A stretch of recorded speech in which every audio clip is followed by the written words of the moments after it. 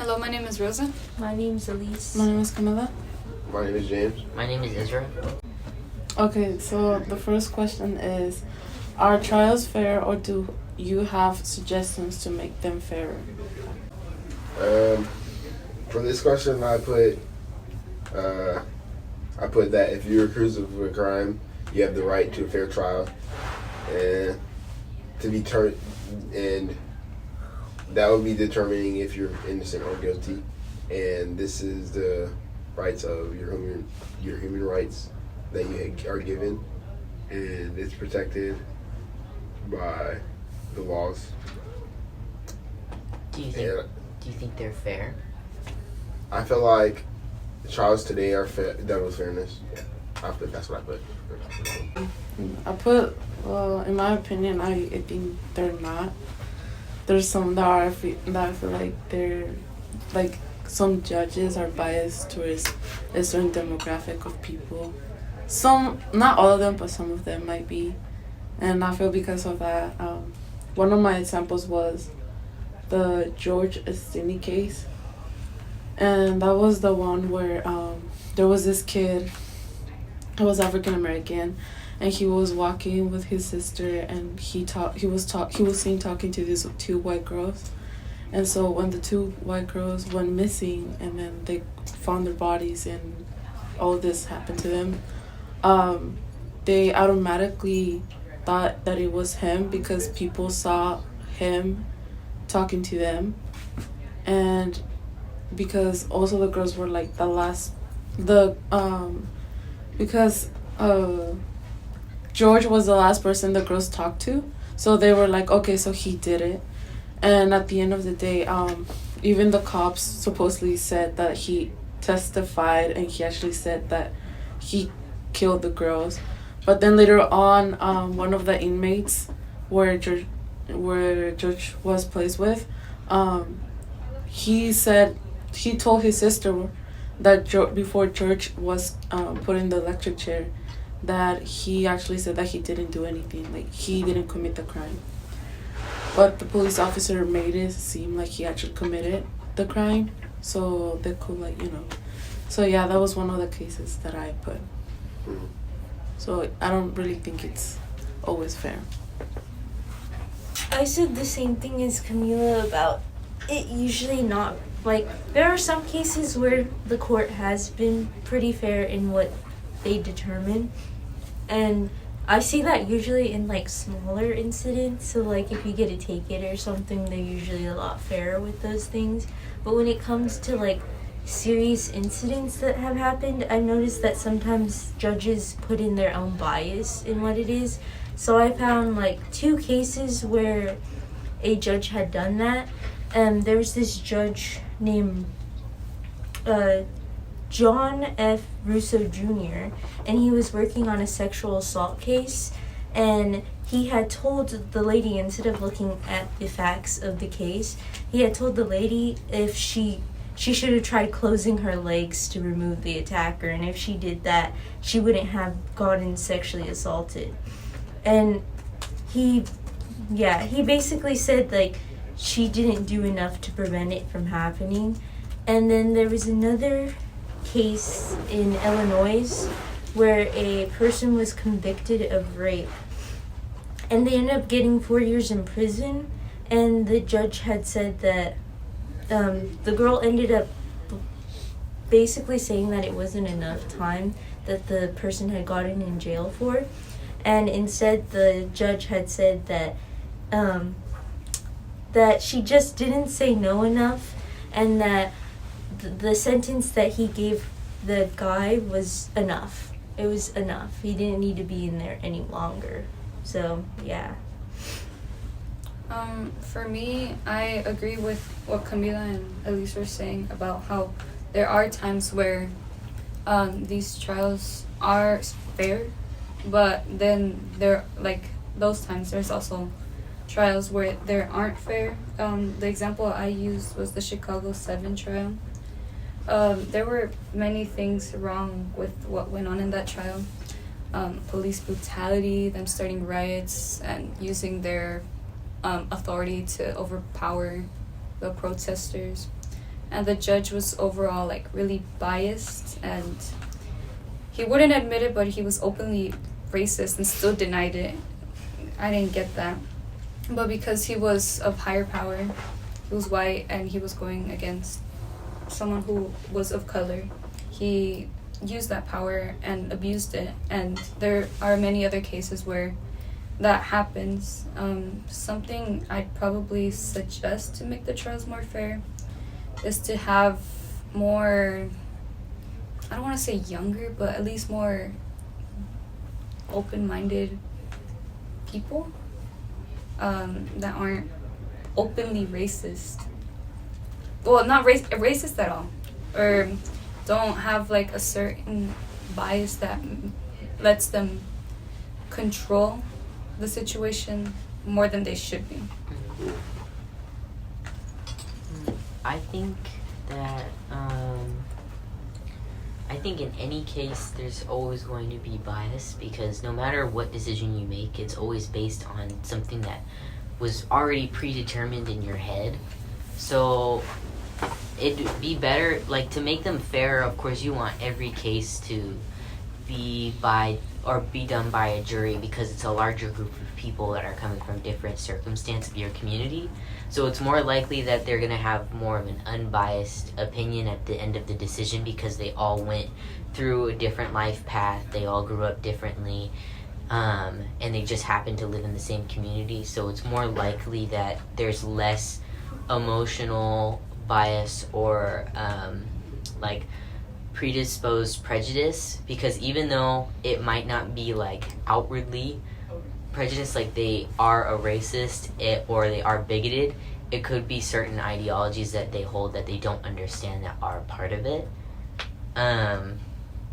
And one of the things that I used as my example was the Citizens Union versus FEC, and it was a Supreme Court case in which Citizens Union basically filmed this campaign video of Hillary Clinton, and they wanted to use it on like a whole bunch of networks and have a large scale production of the video for her campaign in 2016. And at the time, there's a whole bunch of laws in the Constitution of how much corporations can fund politicians, not only in the Constitution but even outside of the Constitution, because they're afraid of corrupting politicians to where, because if you give them this unlimited source of money, it could sway the way they vote, and it could make them more likely to vote in favor of corporations and the people that voted them in. So they ended up going to the Supreme Court because people were really upset about it, because they're giving this unlimited fund to a political person, and it could change the way that she thinks, because it could go against what the corporation thinks. And when it went to the Supreme Court, it was split 5-4, and the 5 was in favor of the corporation. And the argument against the corporation was saying that they shouldn't be allowed to do this because it can corrupt a politician. There's things in the Constitution that say that you can't have an unlimited source of money for a politician, and it has to be capped. But they ruled in favor of the corporation, and now large corporations can fund politicians, specifically video campaigns, for networks with an unlimited amount of money, which is why you see large scales of political ads everywhere. And I think that this was an unfair trial because of how they really didn't look at the Constitution and scale it to the time we are in now. Like, of course, in the Constitution, it's not going to say that people can't use social media campaigns with an unlimited fund, because social media didn't exist then, and millionaires corporations didn't exist at that period of time, at least at the scale it was. And I think the fact that when I was reading an article by UCLA, they were talking about how people also thought it was unfair because even though the Supreme Court doesn't have to do political campaign ads, and they don't have to do that, they still get money from it, and how it's kind of biased that they're the ones making the decision, because it's kind of saying well, you can get more money or you can not get more money, and of course they're gonna probably favor getting more money. Wait, so when that law was passed, they asked the politicians? No, like themselves. Supreme Court cases are closed, where it's just them doing the court case. Yeah. But they ruled in favor, so now politicians can have, like Shell, the oil company, they can fund their video campaigns and direct them into certain networks, and they can have that unlimited fund. It's not capped, so they can spend millions of dollars. So it really takes out people who are at smaller scales, who don't have the funds, who don't have like the political networks, like people like Joe Biden or Donald Trump have. Because even though Donald Trump wasn't a politician, he still has all of those like multi-millionaire networks and contacts that he can use. And Joe Biden's been working in politics for, I think it was 40 years prior to becoming president, so he has political contacts, and it makes it difficult for somebody who's just getting into politics to run and do all this stuff because they don't have those connections and all of that. So Bernie Sanders' last campaign was trying to prove that you can run a campaign just with people, because that shouldn't sway you as a politician. But he ended up dropping out because he had a heart attack. So what also that you were saying was that the law should be updated, right? Like to current times, including social media. Well, if you're gonna be a Supreme Court justice and you look at the Constitution, there's an importance of holding the Constitution and what it states, but you have to update what those words mean, because as time goes on, those words get broader, because they can mean multi different things, because it's not the same time period as it was. So just because they said, you know, you can't fund, or in the Constitution it says that corporations should have a capped limit when funding with like newspapers or stuff like that, because that was their large form of communication back then. That has to be updated to now. That can also include social media. This can also include news networks. This can also include all of these other things. But because it didn't specifically state that, to them it didn't mean that. And that's why they were able to take advantage. Which doesn't make sense because it wasn't updated to the time. All right. I want to clarify my last answer for what I would, a suggestion I would have to do make the trial system better. And another thing that I found, I want to clarify that another thing that I found in trials that was fair. A fair thing that I found is that they offer you a jury that a right to people in the crowd, like citizens, to just watch the watch the trial, and if you feel like your judge is being resulting bias to you, yeah, there's people there to help out. But I feel like in some cases that wouldn't help out as much, because sometimes they could be a part of it because the judge is the one who picks out the people, and that's what I found. Like they manipulate the jury pool, right? Yeah, I feel like they could manipulate who they pull in.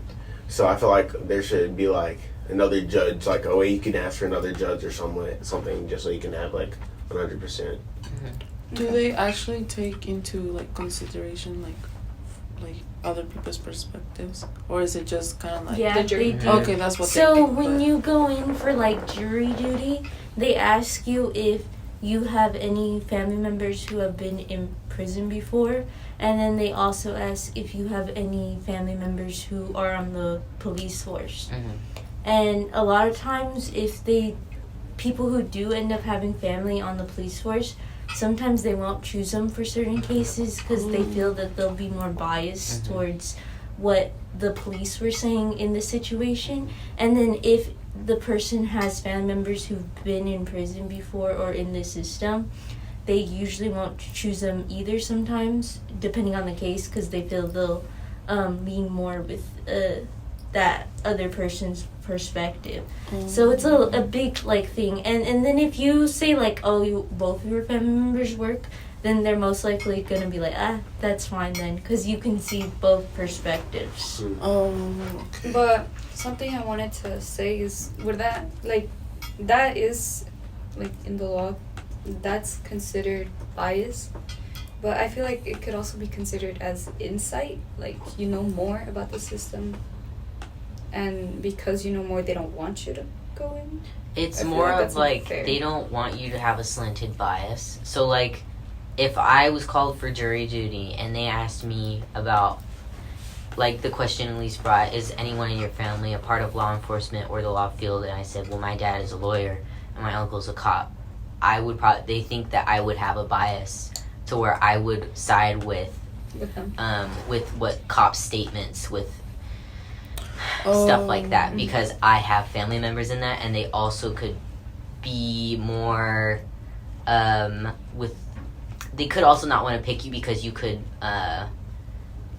have like insight into the system. So like That's they what could I be mean. afraid that I would talk about with my dad, and then my dad would tell me about this, or I'd have prior knowledge to the case because my father works in the law field. And that's why I feel So like it would sway my opinion without, just because when you're there, you're just supposed to listen to the case and you're supposed to make your opinion just on what's presented to you, not any outside information, not anyone saying anything. Okay. So like on high profile cases like the Ted Bundy case, they had to go somewhere else in the state to have that case, like because they had to find people that heard nothing about what was happening at all, because they want an unbiased opinion. They just want you to make your determination of what happened based on what is presented to you in the court. Okay.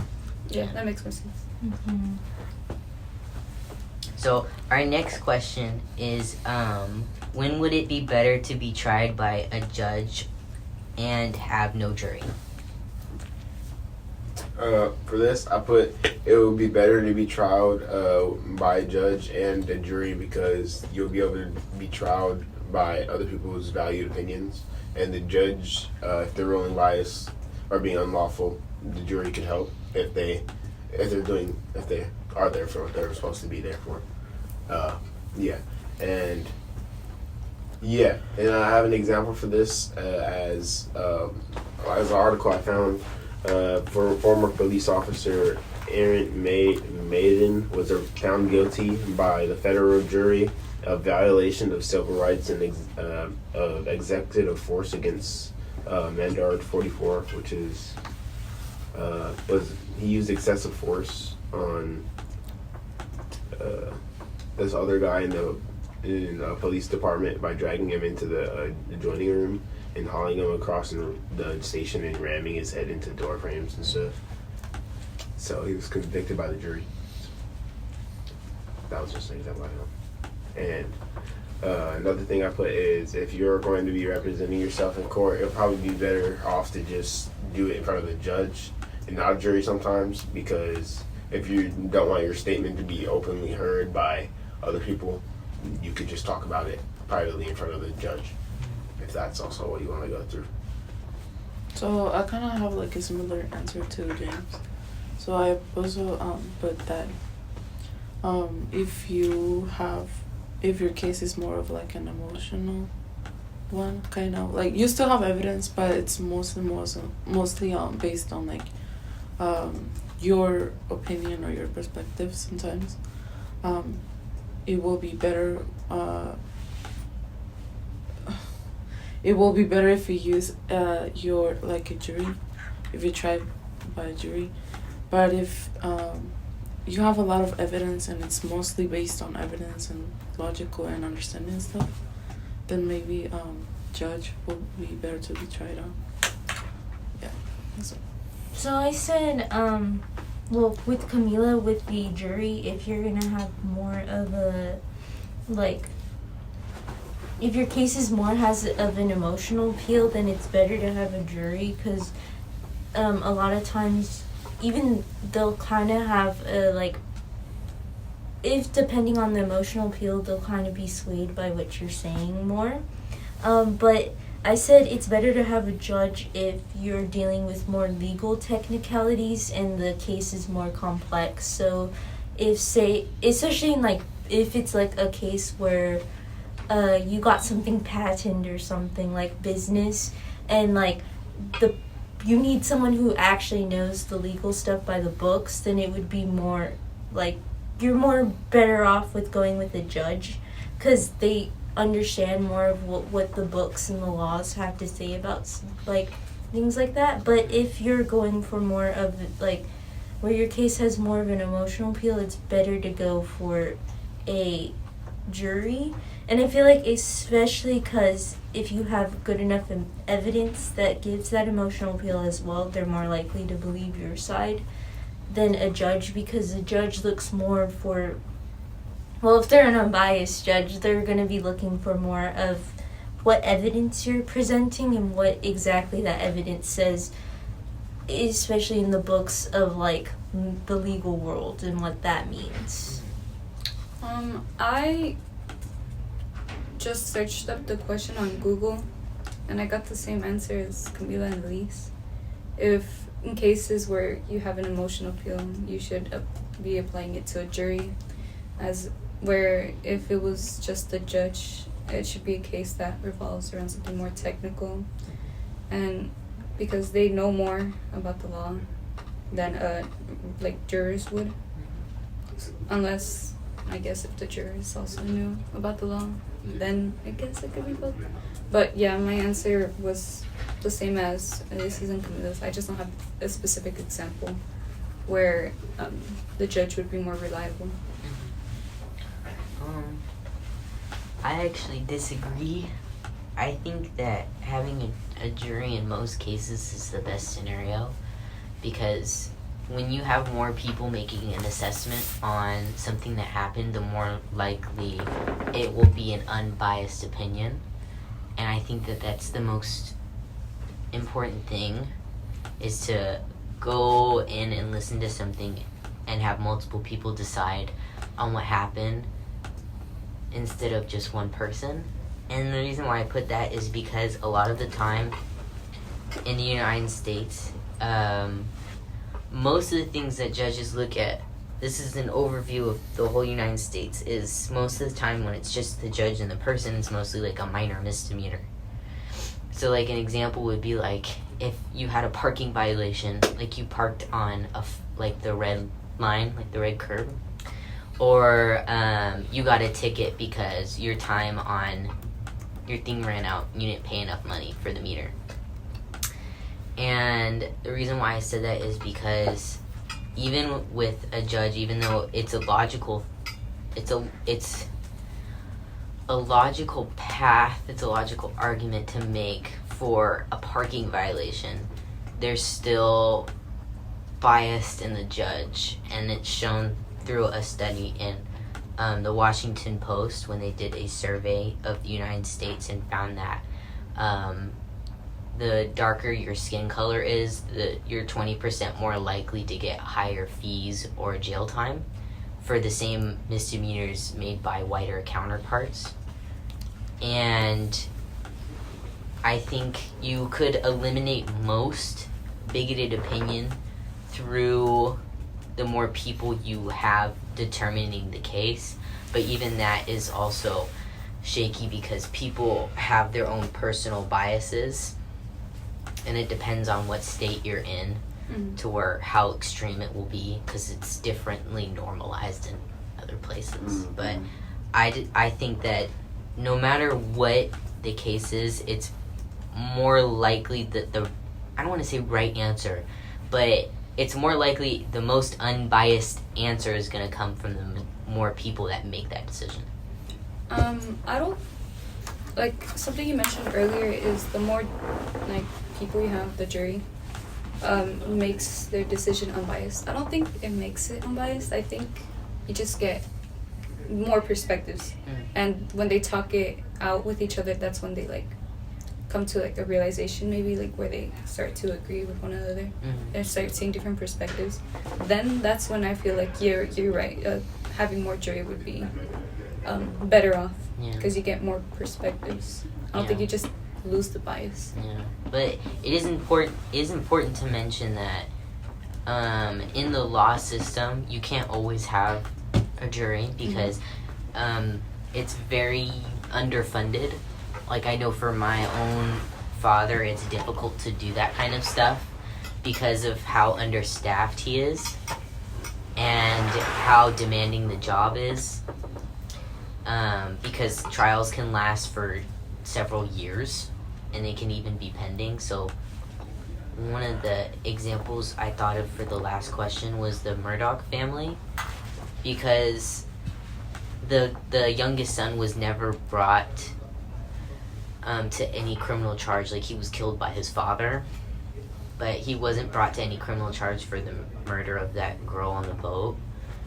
And to the family, that kind of was like, He killed people on Yes. the boat, and then his father killed him. yes. But Dude, what the heck? well, in that case, I think it would be best to be tried by a jury, because Yeah. everyone in that situation was biased, because the Murdoch family was this huge lawyer family. Yeah. But even in there, they had the trial in their own town, and it's difficult for that jury to make an unbiased opinion because everyone knew them, and so they believed them more than the other people, because they grew up with the Murdochs being the biggest. So law kind of they firm. didn't do what they did with So it's the kind of other one. it's kind of Ted Bundy, yeah. it's kind of like a case of, even if you had the judge make that decision, it was already going to be pre-biased because they knew Yeah. them, and there was a whole issue in the Murdoch. All of the things that happened, there was all of these issues with the law enforcement and the people in the law firms and other judges knowing the Murdochs and changing the results and hiding evidence because they knew them. And then even with the jury, there was issues because they couldn't find, or they could find very little people that were a part of the jury that didn't know who they were. And why was there not an explanation why they couldn't, like Camille was saying, move the court case to someone I else like don't- Ted Bundy? I don't know. Okay. That is not as far as they went, because even the youngest son, his court case is still pending. Maybe because they had money. Well, yeah. After you mentioned the boat, I remembered the case you were talking about. Well, Thank you. I think that's it. thank you.